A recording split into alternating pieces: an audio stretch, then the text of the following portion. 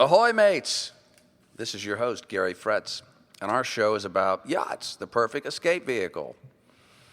As I've said before, you might be wondering why yachts make the best escape solution. Well, it's because you can find live-aboard yachts for $15,000, $15 million, and everywhere in between. They serve as your home, and they provide inexpensive transportation around the world.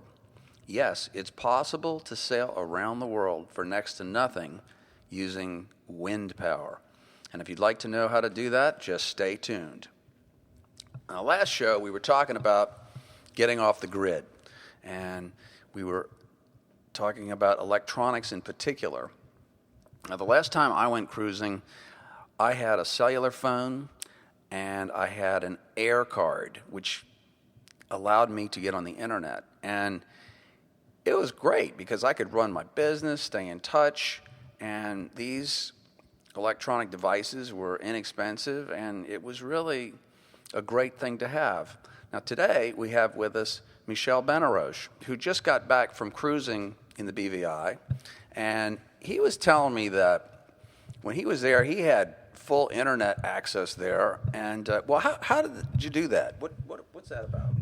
Well, it's pretty simple. We rented a router, actually, a modem, not a router, a modem from one of the local cell phone providers, which was, the deal was offered by the charter company that we got the boat from, and we were able to get full speed, non-stop internet connection during the entire charter, maybe with one small exception on one spot.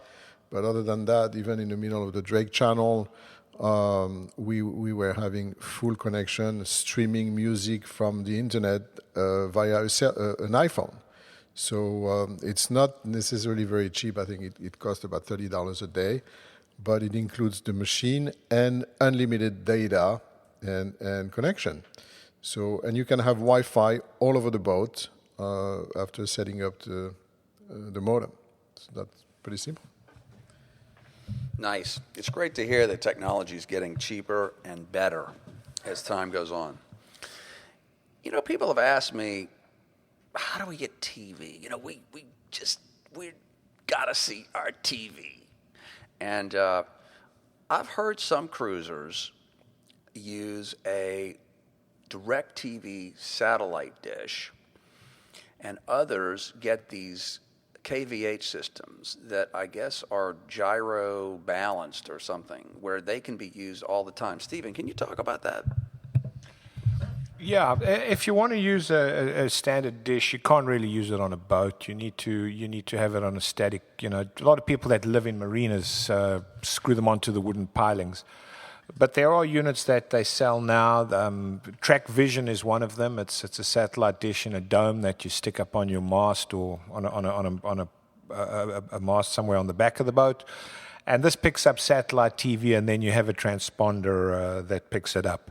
But even in the Bahamas now, if you go to these marinas, a lot of them have cable TV. So it's getting easier and easier. You know, there's what I have on my boat is just a little black box, and we're in Fort Lauderdale, and that plugs into my TV antenna, and that changes the signal to digital, and I can watch all the local channels. So I'm totally off the grid. I'm watching free TV. I don't pay 1 cent for it, and I got the Super Bowl, and I got all the games going up to the Super Bowl, and I get the news and everything that I need to see. So there are a lot of ways to treat the TV thing. Yeah, I also heard about this new device that just came out.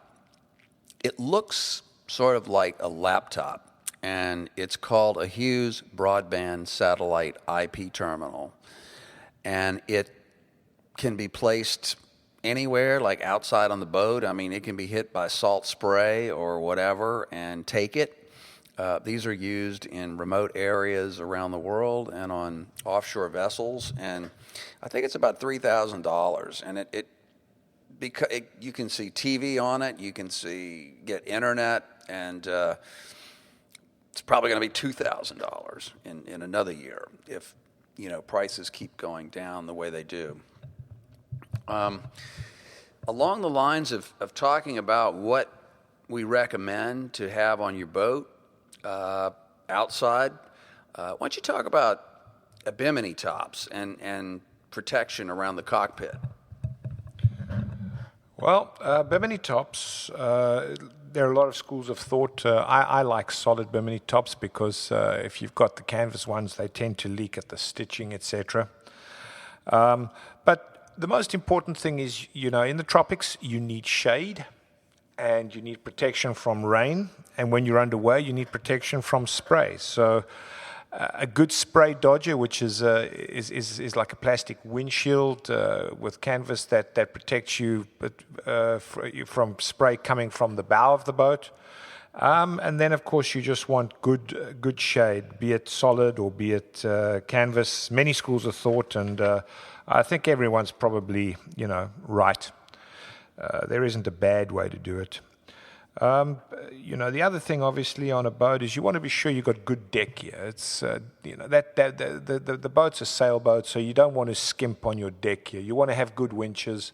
I recommend at least one good electric winch on the boat that can probably reach just about every place you need to, sheets, hauling the main up, etc., etc. So good deck gear is very important, and of course good protection at the helm, because you often find you end up sailing in the rain. And along the lines of minimum maintenance, a lot of yachts have bright work. That means, teak trim and other wood on the outside that requires a lot of work to maintain and keep it looking nice. What do you look for in a maintenance-free boat?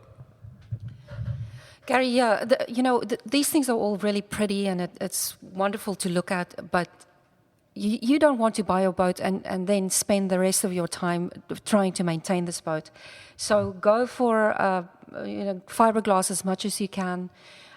It's a quick wash down, a polish once a year, and you're good to go. We've seen people in the anchorages sitting there all day long, varnishing teak, polishing this, cleaning that. It just gets overwhelming in the end. Yeah, the whole issue is to have as much time as you can to enjoy your surroundings and not be a slave to the boat. So always be cognizant of how much maintenance is required on a boat.